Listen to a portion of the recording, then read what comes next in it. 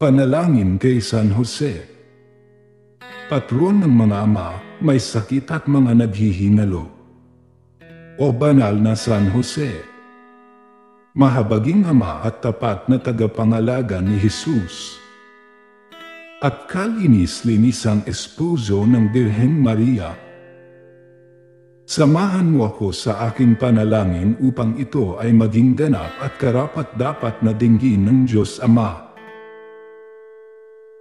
Ang manlilikha ng sanlibutan, ng Diyos Anak, ang pinakadakilang korderong alay, at ng Diyos Espiritu Santo na siyang sumaatin sa araw ng Pentecostes.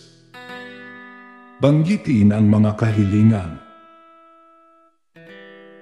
O makapangyarihang Diyos, sumasampalataya ako sa iyong anak na si Jesus na inialay ang kanyang buhay sa ikapagpapatawad ng ating mga kasalanan at ng sanlibutan. Nawa ang halimbawa ni San Jose at ang pangako ninyong buhay na walang hanggan ay magsilbing inspirasyon upang ako ay patuloy na kumalinga at magpatawad sa kapwa tulad ng inyong wagas na pagmamahal sa bawat isa. Gawing panatag ang aking kalooban. Pawiin ang takot at pangamba, patatagin ang aking pananampalataya, nang ako ay maging dakilang tagapagpahayag ng iyong salita, at huwarang tagapaglingkod lalong-lalo na sa mga nangangailangan. Isinasamo ko ang aking mga panalangin ng may buong pagtitiwala sa iyong kapangyarihang magligtas, at may buong kalooban na tuparin ang iyong dakilang kahilinga. Ipinapanalangin ko ang lahat ng ito kasama si San Jose sa pamamagitan ni Jesus na ating Panginoon. Amen.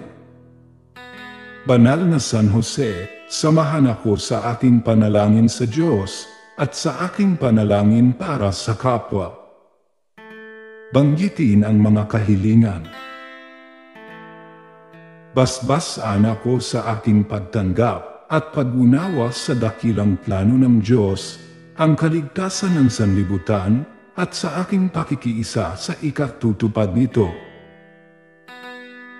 Damayan ako sa aking mga huling sandali dito sa lupa nang ako ay magbigay papuri sa Diyos, sa iyo, at sa Birheng Maria. Magpasawalang hanggan. Amen. Ama namin, sumasalangit ka. Sambahin ang ngalan mo. Mapasa amin ang kaharian mo. Sundin ang loob mo dito sa lupa para nang sa langit. Bigyan mo kami ng aming kakanin sa araw-araw. At patawarin mo kami sa aming mga sala, para ng pagpapatawad namin sa nagkakasala sa amin. At huwag mo kaming ipahintulot sa tukso, at iadya mo kami sa lahat ng masama. Amen. Luwalhati sa Ama, sa Anak,